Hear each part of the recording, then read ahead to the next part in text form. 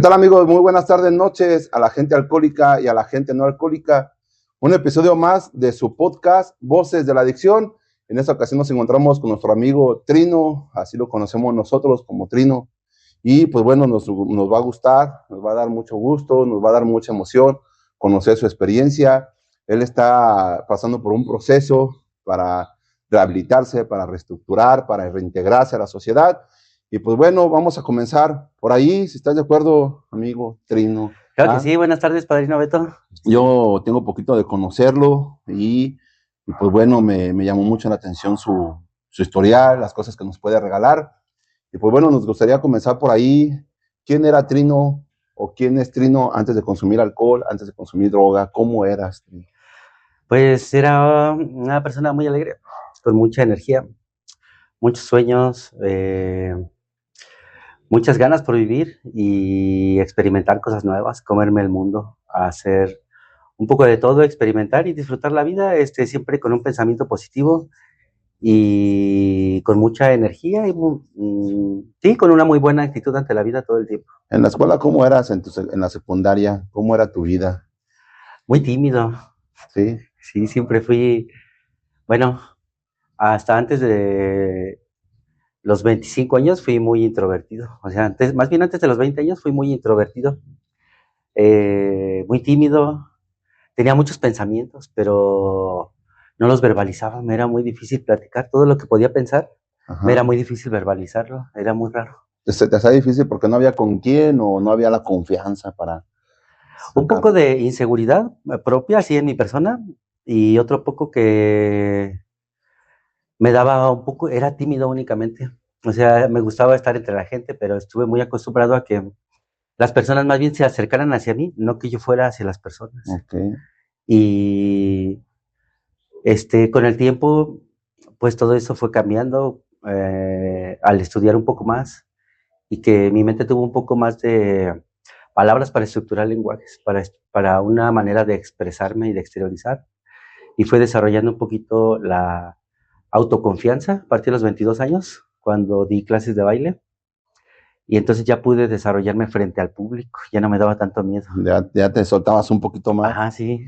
¿Cómo fue tu contacto con el alcohol? El primer contacto, ¿qué fue ese resorte que te impulsó a tener contacto con el alcohol? Sí, mi primera experiencia en la vida, pues es como la de casi muchas de las personas. O sea, un tío que te dice, pruébale, ¿no?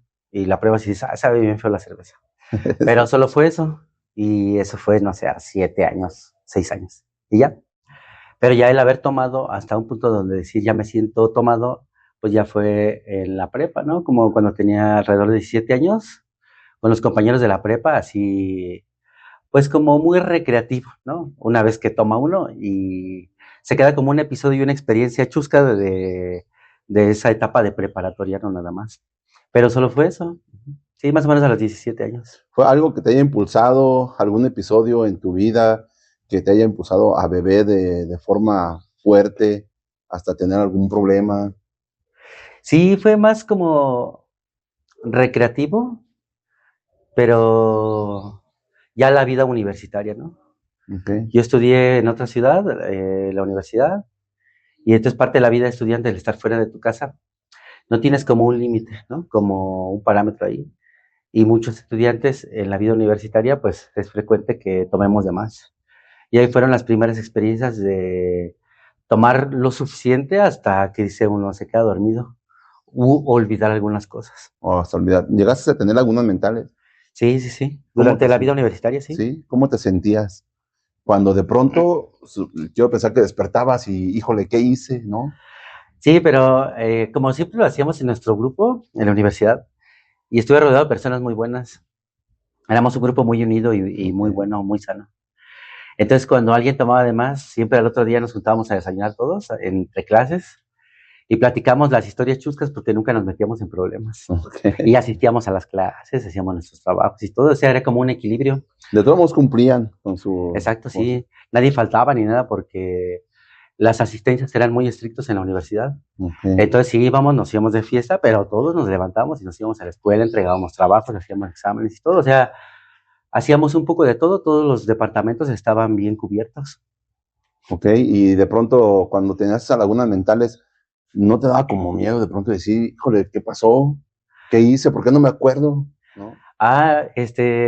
Siempre platicábamos no, yo ya no me acuerdo de esa parte, pero entre todos nos cuidábamos, cuando tomábamos. Okay. Entonces, cuando alguien tomaba de más y lo veíamos, entre todos lo cuidábamos y en donde nos juntábamos a tomar, pues nadie se iba y ahí nos quedábamos todos juntos nos íbamos. O sea, eran amistades muy buenas, nos protegíamos entre todos. Por eso nunca había ese problema de que alguien se metiera en algún problema importante o alguna riña o ese tipo de cosas. No, pues nunca pasaba. Algo que hubieras hecho, algo que hiciste, eso que te marcó, que te hayas arrepentido, que lo haya provocado precisamente tu forma de ver.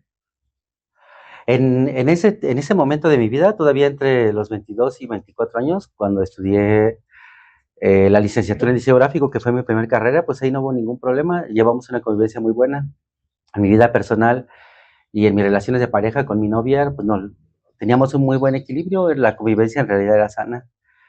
Y a mitad de la universidad, yo me independizo, me salgo de mi casa, entonces yo era responsable de mí mismo.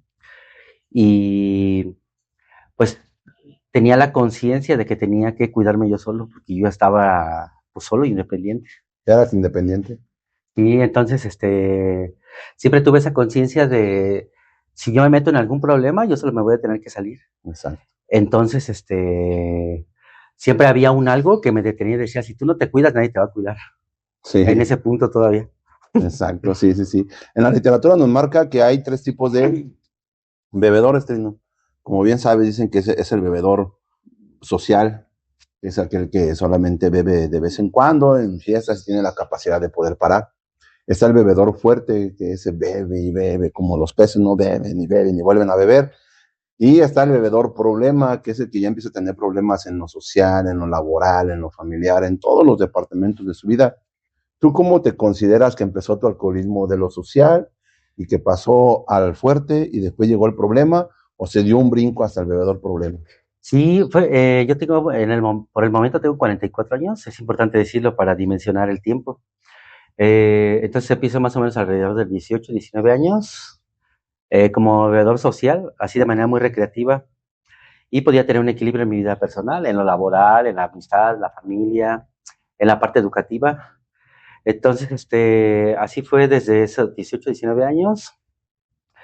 Después de eso, me voy a estudiar medicina, la licenciatura en medicina, y ahí ya tomaba más, y eso era mucha la carga entre el trabajar y al mismo tiempo estudiar medicina, era muy pesado.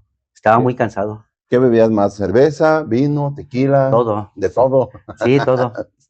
Principalmente cerveza y eventualmente pues comprábamos vinos económicos, o sea, porque la vida de estudiante no te da como para un vino muy caro ni nada de eso. Entonces, el día que tienes la oportunidad, que dices, este día no va a haber clases mañana, porque es puente, porque tomaron la escuela, porque lo que sea. Sí, entonces cuando no tenía alguna actividad, principalmente la escuela, porque la escuela es lo que tenía que entender durante el día. Mi trabajo era por las noches, empezaba a las 9 de la noche y empezaba a veces a trabajar el lunes. El único día que respetaba era la noche del martes. Ese día lo respetaba. Ese día no trabajaba. Pero todos los demás días trabajaba o en la mañana o en la tarde. ¿Sabes? Si eran fines de semana, sábado y domingo, trabajaba mañana y tarde y terminaba hasta la noche. Entonces ahí ya eras bebedor fuerte, ahí ya bebías y bebías y bebías. Sí, en ese punto ya entré a la carrera de medicina a los 27 años, pero más o menos a los 29 años, que iba en segundo o tercero de la carrera, fue cuando empecé a ser un bebedor fuerte. Ya estaba muy cansado, o sea, no dormir me estaba afectando.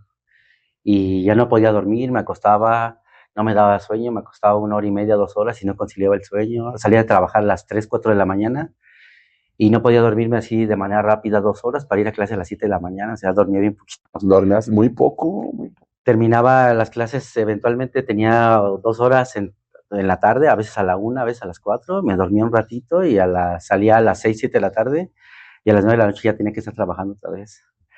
Entonces vivir 4 años de tu vida a ese ritmo. 4 años. Y hay un punto donde como mi ciclo circadiano estaba completamente descompuesto. Y cuando tenía vacaciones era cuando medio descansaba, pero pues me tenía que quedar a trabajar de todas maneras. O sea, no me regresaba aquí a Irapuato y como yo me salía a mi casa cuando tenía 22 años, en realidad mi casa era Michoacán, allá donde estudié medicina. Entonces me quedaba a trabajar. Decía, pues, ¿a qué vengo? Aquí no tengo una casa, nadie, ¿a quién le voy a estirar la mano para comer o así? Entonces me quedaba, trabajaba. Y Michoacán me gustó mucho, tiene mucha naturaleza, tuve muy buenos amigos, o sea, son muy humanos, muy fraternalistas, y hice muy buenas amistades, me apoyaron bastante. Entonces fui muy feliz ahí, pero sí estaba cansado todo el tiempo. Y cuando tenía así puente o Semana Santa o las vacaciones de la escuela, pues sí aprovechaba y vámonos, ¿no? Un cumpleaños o que tomaba en la escuela o algo así. Entonces, descansaba un poco, pero fue cansado, y después de los 5 años de ahí de medicina, que es la parte escolar, ¿no? Dentro de la escuela, en un aula. Después, me voy al internado a Coahuila. Ahí estábamos haciendo guardias de 36 horas corridas y luego más 8 horas. ¿36 horas corridas? Ajá, sí. Es un buen. Durante un año ese ritmo. Durante un año. Una de 36, una de 8 Ya horas. venías cansado y luego todavía te metes acá de las 36 horas. No más. Pero para mí fue motivante, porque fue un punto donde yo pude dejar de trabajar. Yo tenía muchas ganas de estudiar medicina y no pude hacerlo como yo quería porque tenía que trabajar. Sí. O sea, ya era mi segunda carrera, que estudié por gusto, no fue porque nadie me mandó ni por darle gusto a la familia ni nada, no, yo solito agarré, me fui a estudiar porque ya vivía independiente, era dueña de mi vida. Y quería hacerlo, no quería quedarme con con ese modo de decir, voy a envejecer diciendo, yo quise estudiar medicina y no lo hice, entonces sí estudié, échale ganas. Dije, no, la historia de mi vida va a ser diferente, o sea, cuando yo envejezca voy a estar contento de todo lo que hice. Y esa parte de decir me quedé con ganas de, no voy a decir eso, ¿no? Entonces me fui, le eché un chorro de corazón y coraje y todo eso, pero pude, por ejemplo, ese año que era cansado en cuanto a los horarios, ya estaba acostumbrado a no dormir. La limitante pues siempre fue la parte económica, que no había lana para comprar libros, no había internet, Sí. tenía mi computadorcita bien chafita, pero no importaba, o sea, yo decía, terminando mi carrera, pues me pongo a hacer cursitos, me pongo a estudiar, y no hay ninguna limitante para tener una buena formación académica. Y después ya fue el servicio social y estuvo muy tranquilo ahí. Esa parte de bebedor fuerte se fue disminuyendo, ya no era necesario, ya no tenía esa necesidad, y termino mi carrera, o sea, teniendo más o menos 35 años la licenciatura, y yo tenía el objetivo de hacer una especialidad.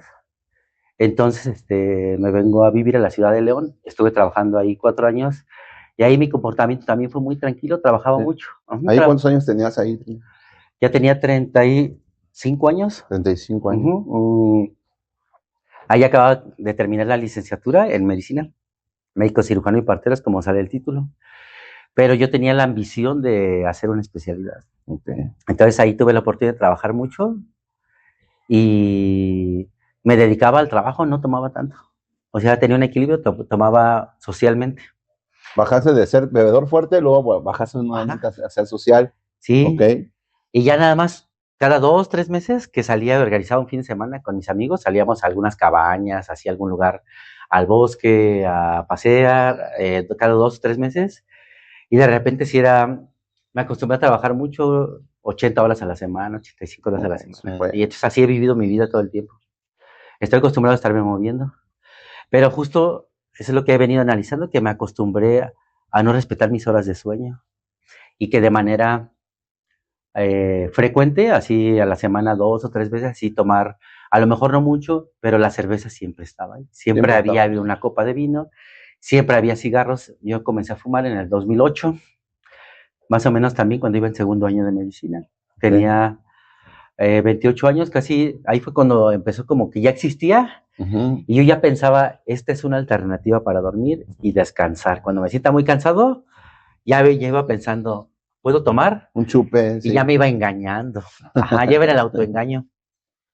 Y entonces, para mí la parte más fuerte fue entrar a la especialidad. Ay, no. Ay, nunca estudié en medicina. Está pesado. Sí, no, o sea,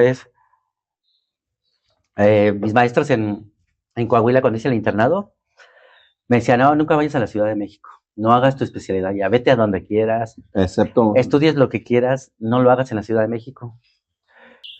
Muchos médicos especialistas me decían eso. Pero y traté de no hacerla en la Ciudad de México. ¿Había algún motivo para cuál era el motivo? Porque es menos pesado. Es menos pesado, ya. Y en la Ciudad de México, como están los hospitales de concentración,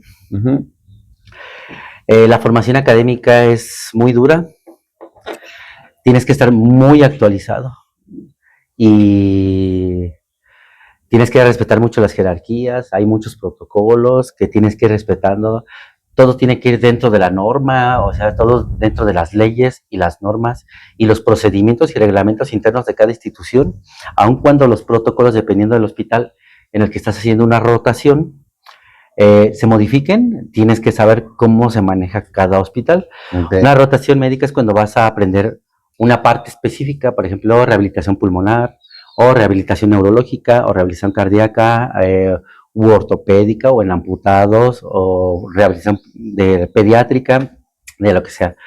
Pasas 1 o 2 meses y en cada hospital al que vas te das cuenta que mientras más estudias eres más ignorante. O sea, estudiar más, tu autoestima, o sea, te hace sentir realmente como desconoces más mientras más estudias. Sí, claro. Eres más humilde así de, no, pues cada quien en su área, ¿no? El neurólogo en su área, o sea, tú eres aquí el bueno. El especialista en eso. Ajá, yo no me meto en tu neurología, ni tampoco me meto en tu nefrología, ni en tu aparato digestivo, y ellos no se meten en mi área de rehabilitación como médico especialista. Okay. Pero igual tanta presión, porque es una disponibilidad de 24 horas. Si te llaman a las 10 de la noche para que te conectes a una junta, a las 10 de la noche te tienes que conectar a una junta, aunado con que me toca la pandemia desde primer año, es el encierro, es vivir en la Ciudad de México, me caso 6 meses antes, estoy en una ciudad donde no están mis amigos y todo empieza a sumarse. Entonces empieza a ser multifactorial. Ajá. Y porque me voy con mi esposa, que me acaba de casar, y ella tiene sus guardias, y cuando ella se iba a sus guardias, yo agarraba y me compraba mis cervezas.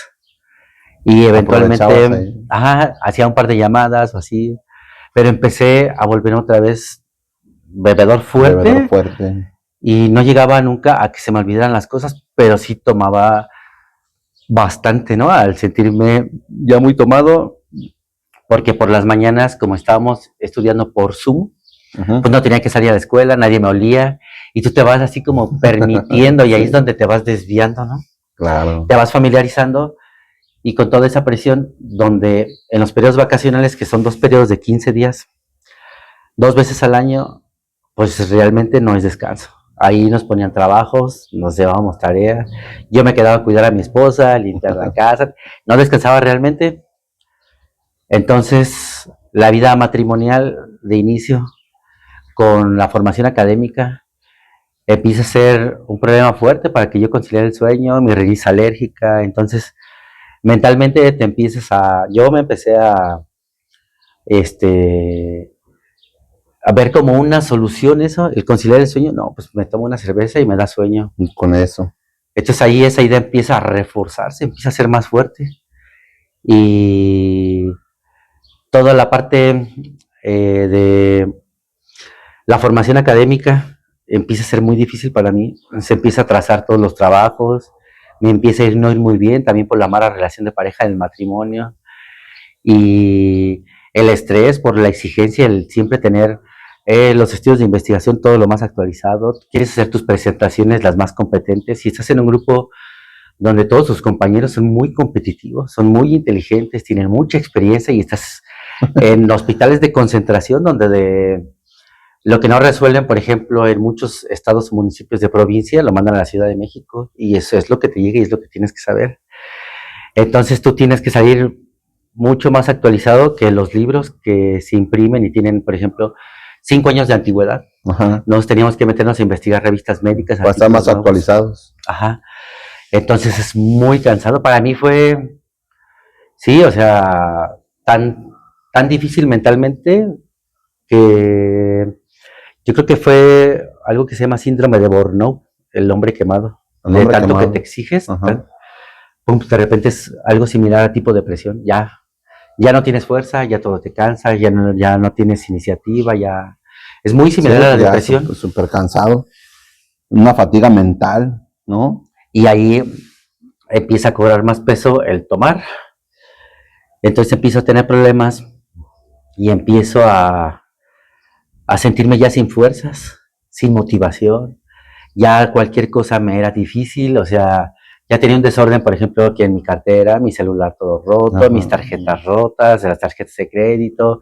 Entonces todo el mundo, toda mi vida parecía que no tenía puertas, todo era difícil y la relación con mi pareja no tenía un descanso porque vivía y vivir con ella y era muy difícil. Yo ya había decidido dejarla 1 año y medio antes de terminar, pero quería cuidarla, ¿no?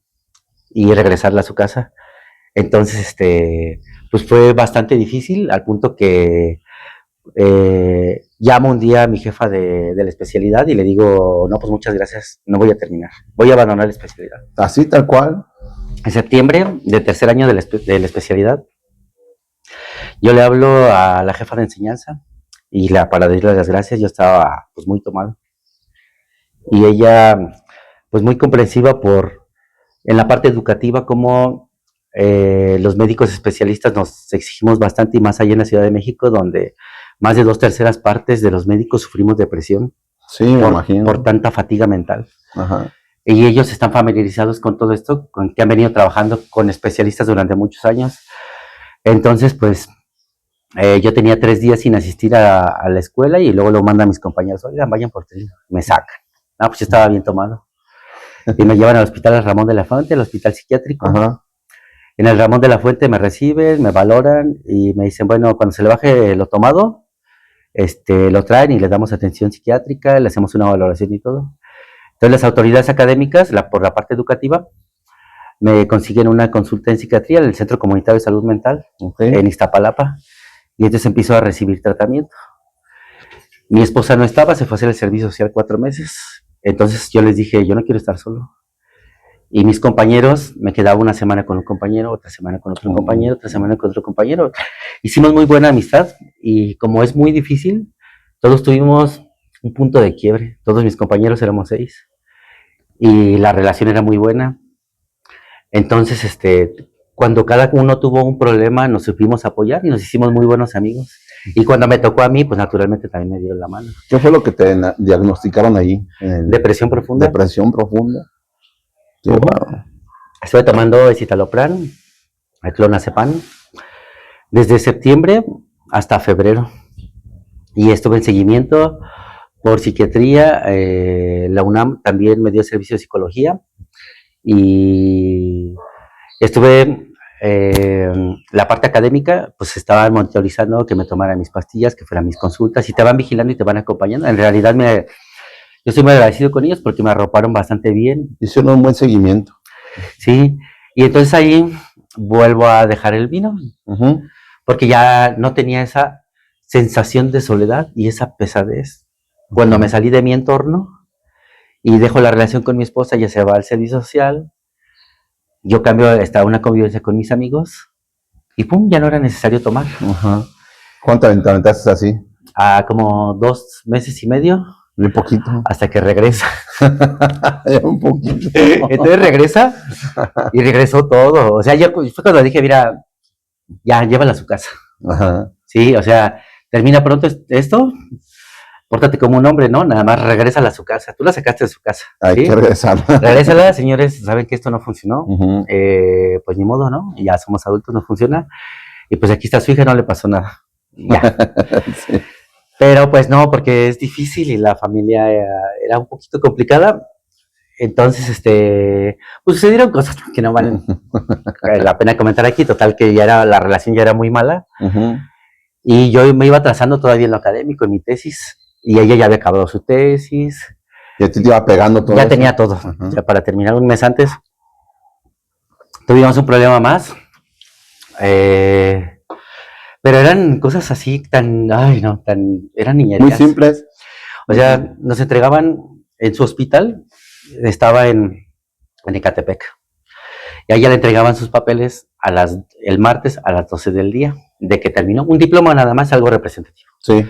Y a mí me lo entregaban el martes a las 12 del día, en la alcaldía Benito Juárez, en la Ciudad de México. Está como hora 40. A la misma hora, el mismo día. Y todavía dice, ay, si no vas a mi entrega de papeles, nunca en la vida te lo voy a perdonar. Y yo, ay, otra vez. Y ese tipo de cosas eran las que hacía y decía, bueno, tienes 34 años, no tienes por qué reaccionar de ese modo, o sea, recibe tus documentos, yo los míos, vámonos a comer a cualquier lugar. Claro. Nos juntamos sí. y no, o sea, no, yo ya no aguantaba, ya estaba en un punto donde, o sea, ella se fue, iba todo así, esperando, se va, todo mejora, y otra vez regresa, y otra vez, pero es como regresar aquí donde nos quedamos, sí. Donde nos quedamos, así seguimos esperando. No, agarré, me fui, igual con un compañero, para terminar mi tesis y todo lo que tenía pendiente académicamente, y todo bien, ya sin medicamentos, sin nada. Terminé en febrero el proceso académico, ir a clases, y ya nada más tenía pendiente la parte administrativa en la UNAM, la titulación, que tardan como 6 meses. Y es un proceso muy lento en todas las universidades públicas, tanto la licenciatura como un posgrado, que es una maestría o una especialidad médica. Entonces, pues me quedé en la Ciudad de México, me sentí muy tranquilo, muy feliz, pero sentía todo ese cansancio de los 3 años. Toda esa secuela que dejó todo eso. Y había algo que yo no me daba cuenta, que no lo había sanado, el estrés de la Ciudad de México, el ir corriendo de un lado, el que nunca nos daban la respuesta siempre me decían, no, en una semana ya están tus papeles y te puedes ir a vivir a donde quieras. Y nada.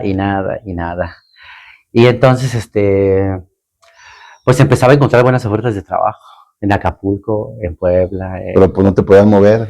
Y estaba limitado, porque como la UNAM no me daba mi título, no podía sacar mi cédula profesional.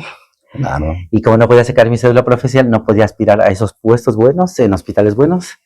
Y fue siendo una carga para mí, hasta que en un punto ya la UNAM me dice, sí, ya todo lo que avanzaste, después de 5 meses de haber terminado, estar yendo a papeles, firmas, me dice la UNAM, no, pues ya, espera un correo en 5 meses. Todavía 5 meses. Todavía. Para que vengas a escoger fecha y hora para recoger tu diploma. Y son así, si te dicen 11:15, es 11:15 del día 2 de noviembre, si tú quieres. Así. Y tiene que ser esa hora, llegas 10 minutos tarde y no les importa que vengas de Yucatán o de cualquier lugar. Entonces, pues ya, yo tomo mis cosas y entonces iba hacia León, porque me gustó mucho vivir en León. Y en el camino paso a ver a mi familia aquí y por alguna razón aquí sigo. Seguía cansado, tenía muchas ganas de descansar, pero no tanto. El ritmo de vida aquí es bien diferente a la Ciudad de México. Sí, claro. O sea, sí quería descansar, pero no tanto. Y el tiempo que estuve ahí, igual empezaba a retomar esa costumbre de tomarme 3, 4 cervezas para dormir. Me acostaba y me daba a la 1, a las 2 de la mañana. Y hasta esa hora me quedaba dormido. Me levantaba a las 4:30, o sea, dormía nada más 2 horas. O 3 horas. Me levantaba a las 5 de la mañana, me iba a correr ahí en Coyoacán, a un parquecito. A las 7 de la mañana ya tenía 1 litro de café, me iba a trabajar, trabajaba 2 turnos, de lunes a sábado. Y los domingos pues ya eran recreativos, ¿no? Irme a la Jusco, a la montaña, a la Marquesa, lo que sea.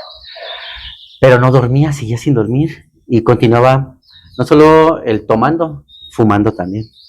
Sí, claro. Me tomaba, ya me fumaba una cajetilla todos los días, me tomaba mis 3, 4 cervezas la mayoría de los días. ¿Una cajetilla diaria? Ajá, sí. No más, es un buen. Y al llegar aquí, pues empieza a hacer, llego como a tipo descanso.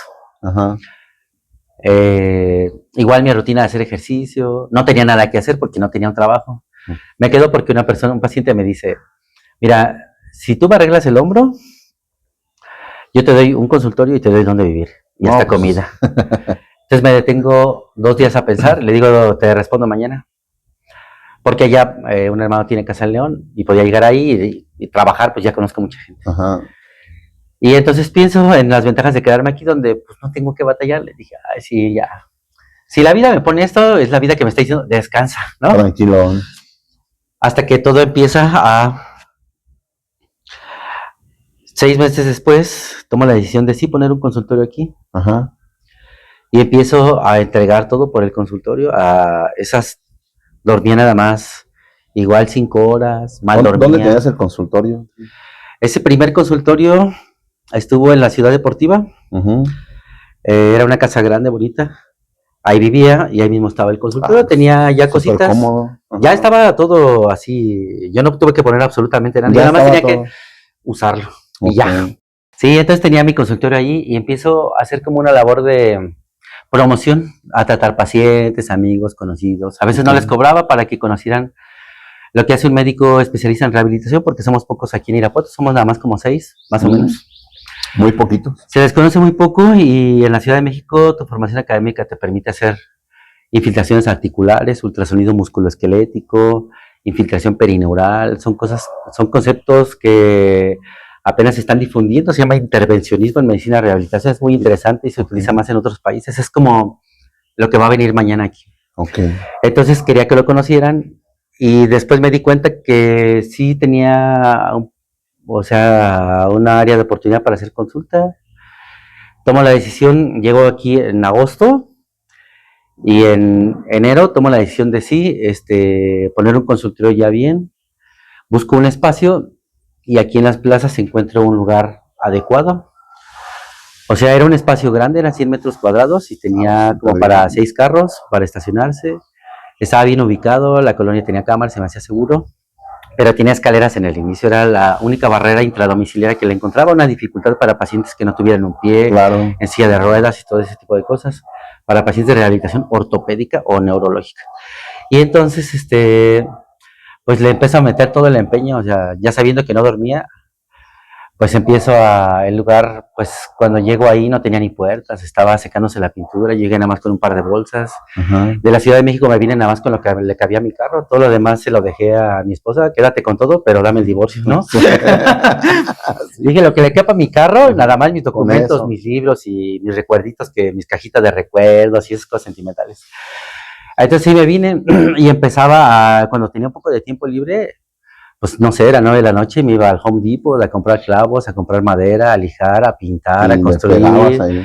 Y entonces cuando terminaba a las 10, 11 de la noche me ponía a hacer cosas hasta la 1, 2 de la mañana, me levantaba a 5 de la mañana y a barrer, limpiar el consultorio, arreglar todo, ver qué más podría hacer y comprar cortinas en la parisina, ver cómo resolver las necesidades de todo el diseño, el diseño interior dentro del Ajá. consultorio y ver cómo quería adornar todo el área de mecanoterapia, donde iba a haber colchones, camas, y seguía comprando que números, juguetes para hacer rehabilitación neurológica, para mejorar funciones de mano, habilidades mentales, poner barritas, o sea, unas barras paralelas, Ajá. y todo el tiempo tenía un pensamiento y todo el tiempo tenía algo que hacer. Entonces ahí podía distraerme, pero ya empezaba otra vez a fatigarme mucho. Yo tengo la teoría que seguramente hay algo que no sané bien esa parte del cansancio. Sí, porque regresas a la misma práctica de dormir muy poco. Mm, y tenía la mala costumbre de que ya vivía solo nuevamente, estaba solo, y que decía, ay, tengo sueño. Y empecé a hacerme fácil otra vez ir al Oxxo, que me quedaba caminando, y al sentirme tan cansado de estar, párate 5 de la mañana y te paras barriendo 200 metros cuadrados, escalera, y que lo barrías nada más un día, o sea, no nada más una vez al día, sino dos, porque los pacientes de la mañana, los pacientes de la tarde, Sí, claro. acomodar todo el instrumental, todo lo que tenía.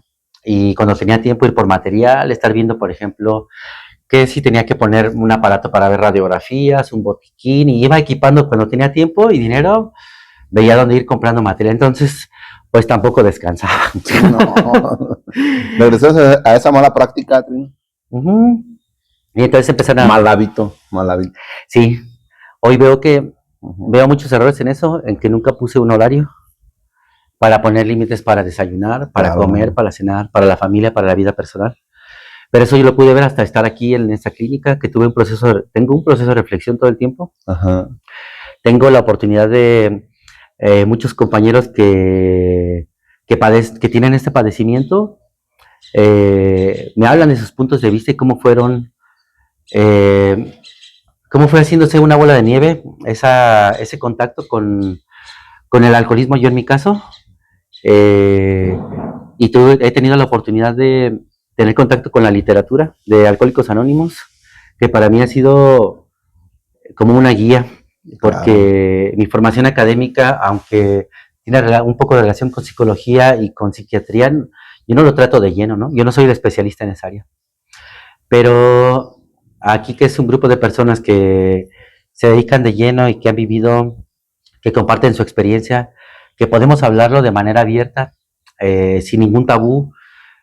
Nos sentimos en mucho más confianza. Aquí nadie nos va a criticar de qué es lo que nos ha pasado, ¿no? Porque toda esta parte negativa de, por ejemplo, empezar a aumentar lo de tomar cuando mi consultorio empieza a irle muy bien, Ajá. empieza a terminar consultas, no sé, siempre empezaba tarde, el ritmo de vida aquí es lento. Sí. Empezaba a 10 de la mañana, 11 de la mañana, que para mí es así como ya se me fue la vida, ¿no? Sí. Eran las 11 de la mañana y antes hacía 5 o 6 cosas a esa hora en la Ciudad de México. Si te levantas a las 5, a las 11 de la mañana ya viviste 6 horas. Claro. Y aquí era como, fue muy difícil, así que hago. Y ese fue otro detonante para mí, que no tenía nada que hacer. Y empezó a hacérseme muy fácil irme al Oxxo y comprar una cerveza.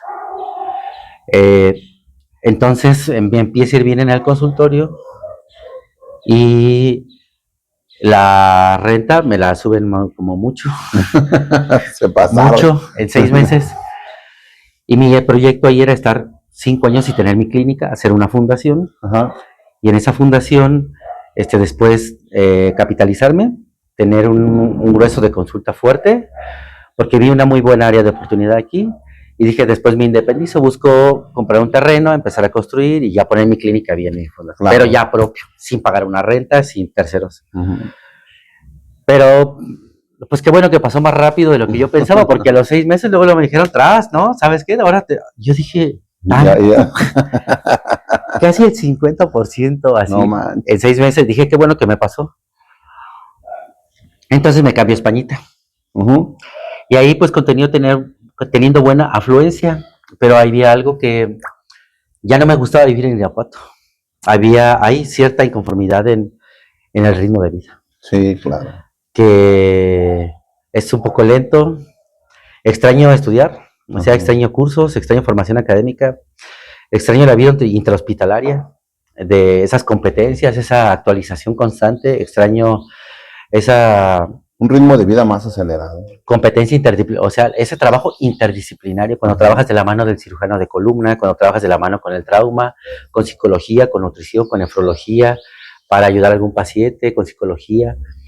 Y aquí hay poca área de oportunidad, porque medicina de rehabilitación es tercer nivel, o sea, quiere decir que solamente en ciudades grandes hay hospitales de concentración donde hay ese servicio.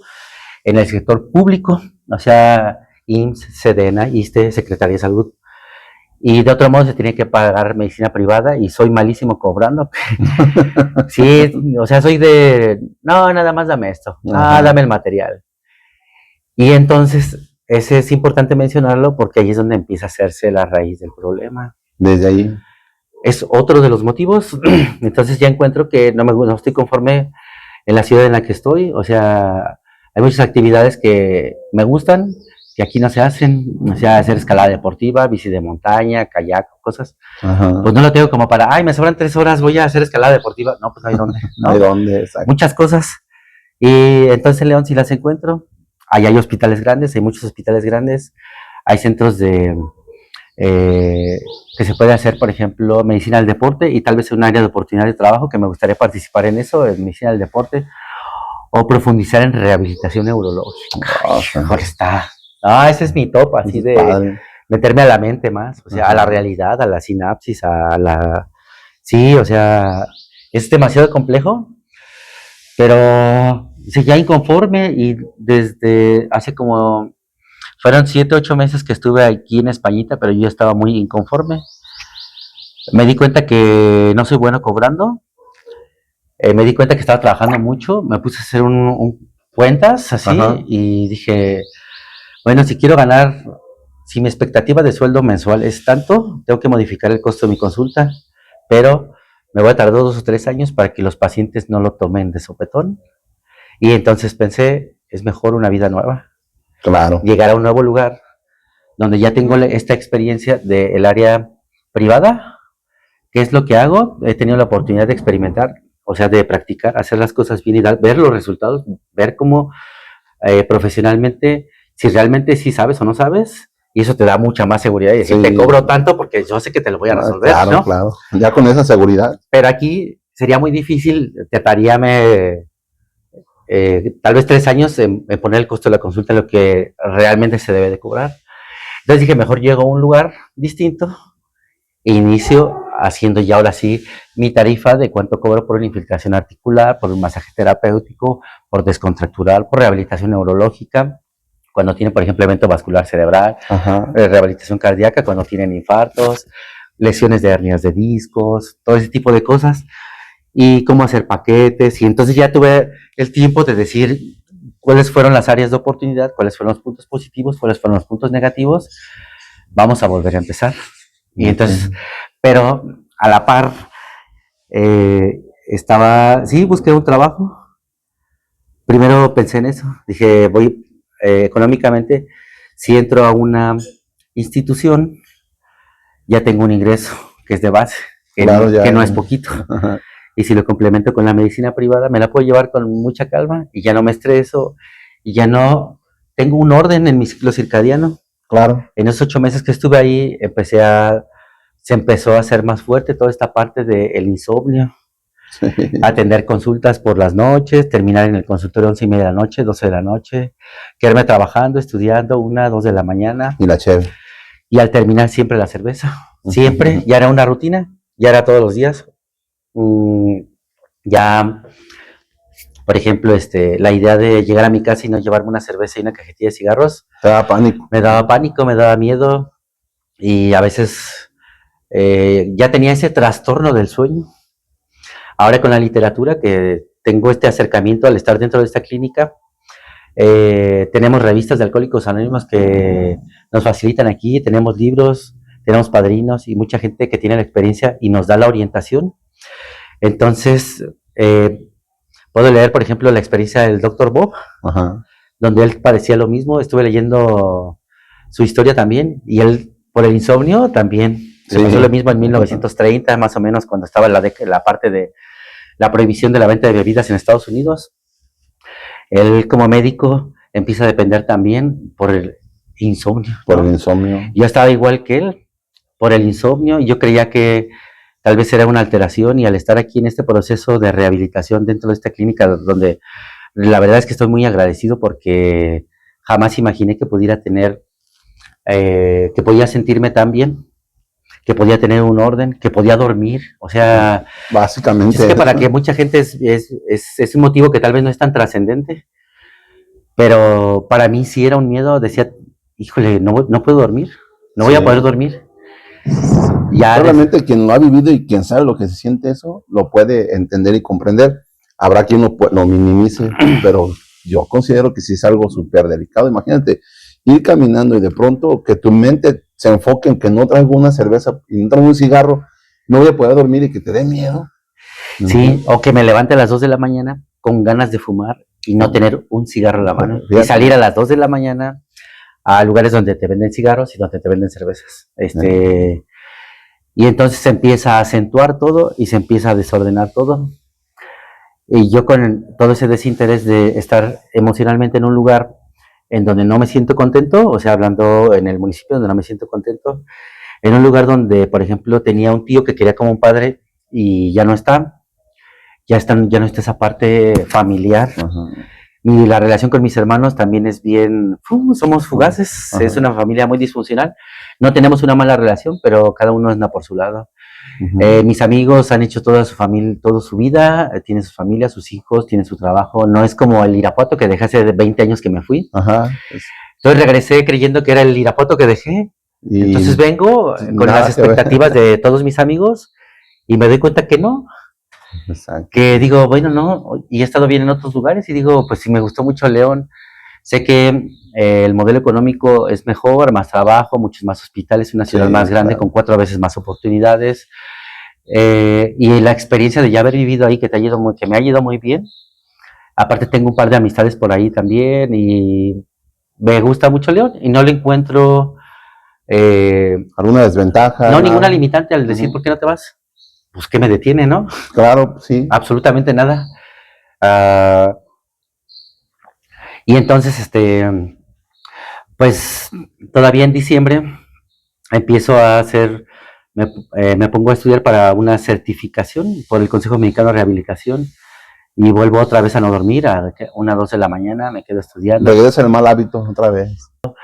Empiezo nuevamente a eso, a trabajar así de manera de extremo, y terminaba 1, 1:30 de la mañana cuando, o sea, hacía las mismas prácticas. Cuando ya sabía que no me entraba nada a la cabeza, sabía dónde venía cerveza y ya iba por cerveza.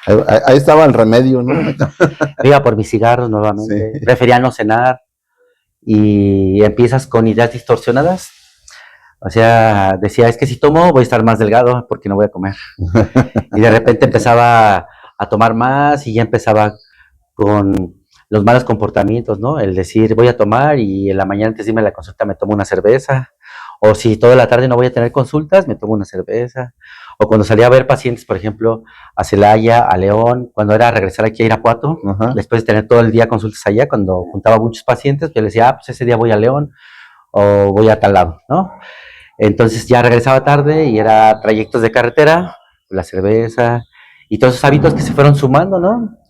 Siempre que hacía trayectos largos de aquí a la Ciudad de México o así, que viajaba a San Luis Potosí, a donde fuese, pues cerveza, música. Y entonces los últimos meses, desde que estaba ahí, no me sentía a gusto, emocionalmente no estaba bien. Ajá. Y sentía soledad, aun cuando estaba aquí, aun cuando tenía pacientes. Y mi percepción, que es lo importante, no es la realidad, es cómo se siente el enfermo. Sí, claro, claro. El enfermo se siente solo, aunque hoy me doy cuenta que no estoy solo. Yo me sentía solo, no sabía con quién platicar, no sabía dónde ir, prefería comprarme unas cervezas y estacionarme en algún lugar, prender mi celular, escuchar música, estarme tomando una cerveza, después comer un poco, regresarme a consulta, salir, y como el grueso de la consulta siempre es en horarios después de las 5 de la tarde, pues volví a terminar noche, y otra vez la bola de nieve, y entonces era, despiértate temprano. Sí, es un círculo vicioso ahí, Trino. Y entonces vivía una vida en 24 horas, o sea, me despertaba y eso sí, siempre me iba a correr en las mañanas. 5, 8 kilómetros, hacía ejercicio, mi estiramiento, todo, porque me da tiempo en las mañanas. Desayunaba o me encontraba con unos electrolitos y unas cervezas y me daban temblores y empezaba a sudar. Pero ya empezaba a ser el hábito de todos los días. Y cuando terminaba, esa sí era de ley, así. Tenía que pasar a un depósito por 3 cervezas de medio. Asegurarme de tener mis cigarros. Antes de dormir, lo último que hacía era me prendía mi cigarro. Y lo primero que hacía al despertar era una taza de café, un cigarro. Un cigarro. Ahí iniciaba mi día, mi short, me iba a correr, a sudar todo. Ahí agarraba, según yo, mi equilibrio. Pero según tú desechabas todo lo que te habías... Ahí es la parte del autoengaño, ¿no? Ajá, claro. Y nunca tener esa parte del descanso, tal vez, o sea, yo sigo tratando de hacer introspección y ver realmente qué es esa parte.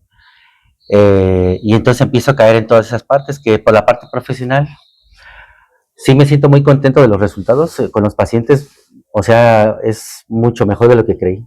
Okay. Sí, pero el equilibrio, cómo te lo remuneran, ahí estaba la parte que no me gustaba tanto, y digo, ¿cómo lo resuelvo? Me voy para otro lado y empiezo a hacer, ¿no? Claro. De todas maneras, creo que haciendo las cosas bien con el tiempo, el éxito es inevitable si haces las cosas bien, o tratas de hacer las cosas bien. Entonces,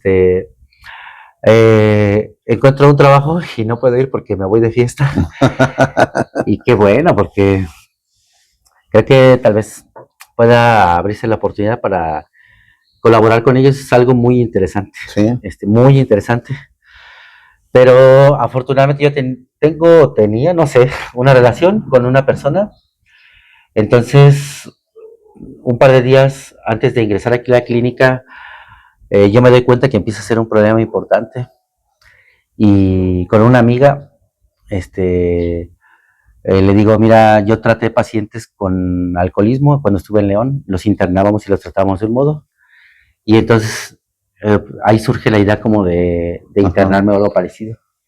Yo continúo tomando, empiezo a tener un mal comportamiento con el trabajo que había conseguido. No resuelvo el asistir a la cita porque andaba de fiesta. Andabas de fiesta. Entonces, hoy agradezco a Dios que tomaron la decisión, o sea, haberme rodeado de esas personas, porque yo no me hubiera venido a meter voluntariamente. Claro. En ningún modo. Yo hubiera continuado trabajando. Hay muy pocas personas que toman esa decisión por sí solos. Son muy pocos. Y mi percepción es que yo no tenía un problema importante, porque no había vivido sano desde hacía, ¿cuántos años? No sé, no sé, desde tal vez los 25 años, hoy tengo 44, tal vez eran 19 años, 19 años. encontrando como una respuesta para divertirme o desinhibirme, el alcohol, ¿no? Así como que me daba seguridad para desenvolverme, para conocer alguna pareja, en la parte social, para, según yo, divertirme, y te vas excusando, y esa es la parte del bebedor social. Después se pasé por el bebedor fuerte, y ya cuando empecé a no tener responsabilidad y tener problemas con mi familia, porque me pasó todo lo que nos pasa a los enfermos, ¿no? Que le agarras dinero a tu familia, y que empiezas a tener problemas, que ya llegas a casa de tus tíos y como que empiezas a notar esas miradas incómodas de, ay, este viene de fiesta, se va a quedar 3 días, ¿no? Ya sabemos que él es de jueves para amanecer en domingo. Sí. Y entonces, todo eso empieza a mermar y se empieza a hacer ya multifactorial. Ya es lo laboral, ya es lo emocional. Ya le empieza a pegar a varios departamentos de tu vida. Exacto. Entonces, afortunadamente caigo aquí a esta casa de vida, la entiendo así como suena, contexto, o sea, completamente como suena, es una casa de vida. ¿Cómo fue quién tomó la decisión de traerte para acá? ¿Cómo fue? Fue entre mi novia y mi hermana. Toman la decisión de tomar la responsabilidad de mi vida. Ellas ya te veían mal, ¿no? Sí, y ya había, o sea, ya tenían como la experiencia del contacto un poco. Okay. Y pues tomaron la decisión. Entonces, llego aquí y pues nunca había estado yo en un lugar donde la naturaleza del tratamiento es así, y como médico, pues no tenemos nosotros, por ejemplo, la experiencia aquí en esta área, y la naturaleza de la logística, ¿no? El cómo es el proceso. El cómo es el proceso, el cómo se lleva pues sí, básicamente el proceso dentro de una clínica. Ajá, entonces, sí llega uno, y para mí es una experiencia completamente nueva, donde llego todavía con una dependencia crónica ya del consumo del alcohol, así todos los días, y de consumo de cigarro. Y es un poquito contrastante, como es una nueva realidad, sí, donde dejas un montón de cosas pendientes afuera, llegas aquí y empiezas a vivir de otro modo. ¿Cómo fue tu primer día aquí? ¿Cómo te sentiste? O sea, ¿despertaste y no manches, qué estoy haciendo aquí? La verdad es que me sentí bien. ¿Sí? No, venía muy cansado. ¿Ya necesitabas como un stop? Sí, aparte, no sé, como 10 días antes, como yo ya sabía que me iba a ir, yo tenía la seguridad de que iba a tener un trabajo. Estoy viviendo aquí cerca, y entonces ya no quise pagar la renta. Dije, ay, me quedo a dormir en el consultorio. No importa, estaba cómodo. O en el carro, o así. Y entonces 10 días antes estuve viviendo así. 10 días. Y no era muy cómodo. Entonces se me hizo muy fácil esa idea de, ay, soy un gitano. La cobija. Voy a vivir la experiencia. A mí me da mucha risa, pero quiere decir que pues, ya se superó, ¿no? En ese punto sí estaba un poco cansado. Entonces pasaba a la Guardia Nacional y me preguntaba, yo arreglando toda mi papelería, los documentos que tenía que mandar, archivos pendientes, escaneos INE, CURP, comprobantes de domicilio, títulos, diplomas, todo mandándolo por WhatsApp, así antes de una gasolinera al Gama, o sea. Ay, no. Pero bueno, entonces, la verdad es que me sentí muy bien. ¿Sí? Hoy estaba recordando eso. Vimos el tema, ayer vimos llegar al anexo y recordé, y fueron 2 días donde me había tomado un par de pastillas de clonazepam, creo, o alprazolam. Y me había tomado cervezas. Entonces me quedé dormido como 2 días. Así solo despertaba un poco. Aquí al llegar, pues la verdad es que me trataron muy bien, y después de no dormir en una cama después de 10 días y vivir en otros lugares donde no me sentía muy cómodo durante unos 3 meses más o menos, no terminaba de encontrar la paz, y aquí encontré un lugar donde tenía una cama limpia, un techo, un lugar silencio, y personas que me han tratado muy bien, era lo que estaba buscando. Y al pasar los días me fui dando cuenta que esa idea de no puedo dormir, que tenía de muchos años, desde que estaba desde el 2010, fueron más o menos 14, 15 años con esa idea de que para dormir mejor, tómate una cerveza, tómate algo, ¿no? Para agarrar un sueño agradable, eso te decía. Entonces, era mucho el tiempo que no tenía, que no podía pasar tiempo sin tomar y, y al llegar aquí y no consumir alcohol y después de 3 o 4 días pude dejar de fumar también. También. Y entonces, híjole, yo me siento muy agradecido con esa parte. ¿Qué proyecto tienes para cuando salgas de aquí, Trino? ¿Dónde te ves? Sí, en León. En León. Mínimo. Soy muy ambicioso y soy un terco de lo peor. Y cuando se me mete una idea a la cabeza no descanso hasta conseguir lo que quiero. Creo que, no sé, la persona más necia que conozco. Pero trato de enfocarlo a lo positivo. Claro. Lo enfoqué en lo negativo, en el tomar y todo eso, y que cuando esa misma idea de esa misma fuerza, determinación y convicción que utilizaba para las cosas buenas, también lo hice para las cosas malas, y eso fue donde estuve mal. Entonces, tengo la ambición de, sí, tal vez es una opción regresar a la idea de poner una fundación, hacer medicina de rehabilitación y poder compartirla con la gente porque es costosa. Y esa es la parte que no me gusta que me duele. No me gusta cobrarle tan caro a la gente. ¿Te ves adaptado en tu vida de vivir, dedicándole un poco de tiempo a Alcohólicos Anónimos? Sí. ¿O definitivamente sí, yo salgo de aquí y ya? No, completamente. Sé que tengo, por ejemplo, la responsabilidad de mi vida al salir de aquí. O sea, lo primero que tengo que resolver es, bueno, ¿dónde voy a vivir? Claro. ¿Quién me va a dar de comer? Pues nadie, salte a trabajar, papacito, ¿no? Échale, a ver. Aquí no tienes edad para andar estirando la mano a nadie. Claro. Y, al conseguir trabajo, o sea, luego empezar a buscar un buen trabajo, solamente que tengo la libertad de, o sea, no estoy atado a nada. Si me dicen vete a Baja California, me voy a ir a Baja California, ¿no? Alcohólicos Anónimos existen en muchísimos países. Sí quiero seguir participando, pero también siguiendo curándome. Claro. Hay mucho todavía que quiero estudiar e investigar. Y tengo que hacer mucha más introspección. Todavía no creo que haya llegado al punto donde me sienta conforme con ese autoanálisis, y me gustaría seguir recibiendo asesoría y esta parte del apadrinamiento, pero siento que aún estoy como muy en pañales. Siento que apenas estoy leyendo como la parte teórica. Y digo, pues bueno, sí, tal vez tengo idea de las 12 tradiciones, los 12 pasos, y que van trabajando en cada uno de ellos.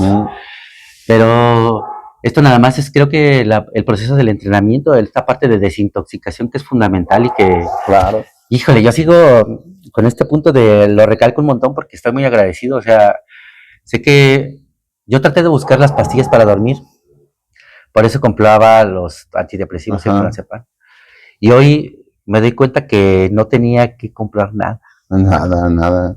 Es algo bien bonito, Alcohólicos Anónimos, porque da para mucho, para muchísimo, y para muchos departamentos de nuestras vidas. Pero por increíble que parezca, mucha gente no cree en ello. Sí, yo no creía en ello, no entendía la naturaleza de cómo funciona esta institución. Hay diferentes clínicas y cada una tiene su propia personalidad. Sí. Afortunadamente yo llegué aquí donde tenemos tiempo para literatura, tenemos tiempo para hacer ejercicio, tenemos tiempo para hacer, por ejemplo, lecturas comentadas, tenemos juntas donde podemos externar o hacer un tipo de catarsis para quienes no están familiarizados. Podemos tener contacto con personas que ya están experimentadas y que ya tienen muchos años de que no tienen consumo, y creo que nos pueden dar un consejo muy bueno del qué hacer cuando tenemos esos momentos difíciles que nos hacían decir, híjole, necesito tomarme una cerveza porque tengo muchos problemas. No, aquí es donde tienes que tener esa fortaleza y esa claridad de decir, yo ya viví esto anteriormente, ajá, si vuelvo a agarrar esa cerveza, si vuelvo a agarrar ese cigarro, voy a volver a echar todo hacia atrás y todo este Claro. proceso profesional de ir construyendo, creciendo, sumando, cada año, cada 3, cada 5 años, estás en un punto donde tú tienes una expectativa de vida profesional y económica muy buena y de aquí te caes, ajá, entonces si eres inteligente no lo vuelves a hacer, pero esa parte emocional y esa falta de conciencia, espero tener esa claridad de decir, pues he estado bien guiado, pero yo entiendo que estar aquí es como un entrenamiento, nada más. De hecho, es un entrenamiento. Pero bueno, aquí te han tratado bien, Trino, en este lugar. La verdad es que es una buena clínica. Yo conozco, yo puedo recomendar este lugar. Le arreglas una nueva vida. Y pues bueno, es un deleite platicar con Trino.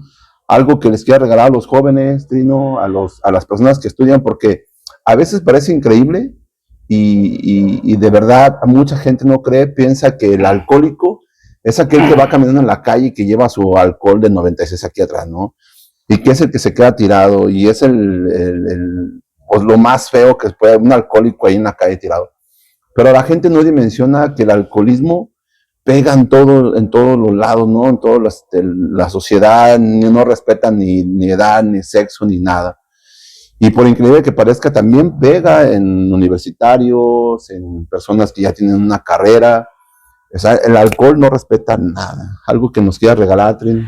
Sí, me gustaría que cambiara la percepción de Alcohólicos Anónimos de manera social, que la sociedad lo viera de modo diferente. Son lugares donde nos ayudan a sanar el alma, ¿no? Heridas del alma, toda esta historia que tenemos arrastrando desde niños y adolescentes, toda esa humillación, todas esas carencias, todo ese rechazo, toda esa traición, todas esas injusticias que vivimos en algún momento de nuestras vidas empiezan a manifestarse con vicios.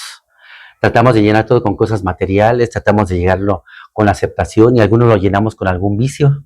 Sí. Entonces, yo les sugeriría que cambie esa percepción y que se dieran la oportunidad de participar y ver la naturaleza de qué es lo que se hace, cómo se hace, porque hay socialmente se ve con desdén, se rechaza, se ve como algo negativo participar en una junta de alcohólicos anónimos. Piensa que es pura gente adulta con problemas, sin futuros, que va a fumar y tomar café. Sí. Y la realidad es que es un lugar de sanación. Si lo tomas realmente, como nos mencionan los 12 pasos, si haces bien un autoanálisis, si eres sincero contigo mismo acerca de tus problemas, si eres sincero con un cambio de actitud, con un desarrollo espiritual, si eres sincero con un cambio en perdonar, en ir con todas esas personas que lastimaste, en mejorar tu conducta, en dejar el vicio y salir nuevamente a ver cuáles son las cosas que te siguen molestando en tu día a día y sigues teniendo contacto con las instituciones para que seguir sanando todo eso que nos sigue pasando, porque todos los días tenemos problemas, todas las personas. Claro, sí. Me gustaría que tuvieran esa curiosidad de acercarse a una junta de alcohólicos anónimos, a recibir información, una plática, y si tienen algún familiar, algún amigo que sienten que sufre de alcoholismo o de drogadicción, porque ya también en algunos lugares, algunas clínicas o centros de rehabilitación o anexos, que todas son cosas diferentes, que se acerquen a pedir información y probablemente allí tienen la respuesta que tal vez no querían ver. Exacto. Porque eso es lo que hacemos, no queremos ver la respuesta, que fue mi caso en lo personal, y yo hoy que estoy aquí sintiéndome una persona completamente diferente, les agradezco y tengo pues todavía, pues espero que más tienen para mí, ¿no? O sea, digo, si ya pudieron hacer tanto por mí, que me siento muy agradecido y todavía más o algo así, no sé, yo estoy ansioso por vivir un poco más todavía. Pues muchas gracias, Trino. La verdad es que para mí es un placer platicar contigo, dialogar contigo, charlar contigo. Yo los conozco a ustedes y me fascina escuchar sus historias, me fascina porque compartimos ese tipo de situaciones con la gente que nos ve. hay personas que no son alcohólicos, pero igual de todos modos se pueden arrimar, se pueden acercar, porque bien lo dice la literatura, pueden ahorrarse de esos 10 a 15 años de sufrimiento que muchos alcohólicos nos comparten. No olviden suscribirse al canal Voces de la Adicción. Estamos en la clínica Guerreros de una Nueva Vida. Y pues muchas gracias, Trino. La verdad es que yo te agradezco muchísimo. Un gustazo conocerte. La verdad es que muchas gracias por la invitación, por el espacio del tiempo, de la charla y por considerarme. Y bueno, también yo agradezco a la clínica Guerreros de una Nueva Vida por una nueva vida. Claro, muchas gracias, Trino. Y pues bueno, muchas gracias a todos por vernos, por escucharnos. Los seguimos invitando a que se suscriban al canal Voces de la Adicción. Y pues bueno, cualquier cosa, cualquier información, aquí en la clínica Guerreros de una Nueva Vida, que está ubicado en la calle de Caracas, número 348, Colonia Las Américas, en Irapuato, Guanajuato, México. Claro, y entonces, muchas gracias, Trino. Gracias a todos.